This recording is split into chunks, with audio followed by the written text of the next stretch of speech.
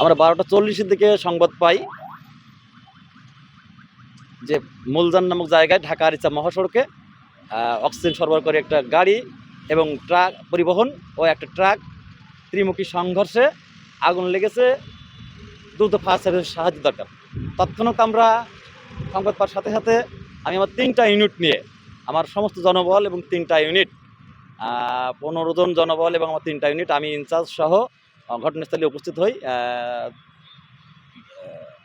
ঘটনাস্থলে আসতে স্টেশন থেকে 7 থেকে 8 কিলো দূরত্ব, আর 12 থেকে 13 মিনিট লেগেছে আমার স্টেশন থেকে আসতে। এসে আমরা দ্রুত পানিবাহী গাড়িতে পানি দিয়ে আমরা আগুন নিয়ন্ত্রণে আনি।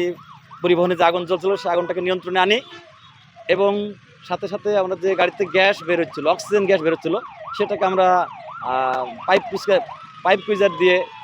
স্কুইজার দিয়ে সেটাকে শিথিলতা আনার চেষ্টা করি। যেহেতু ওই গাড়িতে মনে হয় 15 থেকে 20,000 লিটার গ্যাস আছে, ওটা বিভিন্ন বাইপাস পাইপ দিয়ে বের হচ্ছে, অনেক সময় লাগবে। সাথে আমার এখানকার অতিরিক্ত পুলিশ সুপার ছিল এবং তাকে বললাম যে একটা রেকার ভ্যান নিয়ে এখান থেকে গাড়িটা অপসারণ করানোর জন্য।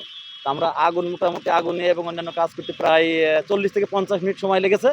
আমরা সমস্ত আগুনটা নির্বাপন শেষ করেছি, পরিবহনকে রক্ষা করেছি এবং অন্যান্য পরিবহনকে রক্ষা করেছি। এবং যে গ্যাস বেরোচ্ছিল যে ট্যাঙ্কার থেকে, সেই ট্যাঙ্কারটাকে রাস্তা থেকে পুলিশকে নির্দেশনা দিয়ে সেটাকে অপসারণ করানো হয়েছে। আমাদের কার্যক্রম শেষ এবং এখানে কোনো হতাহত কোনো সংবাদ আমরা পাই এবং হতাহত কোনো কিছু ঘটে নাই এবং আমরা এই উদ্ধার কাজে কাউকে হতাহতের মধ্যেও ফেলতে দিই না।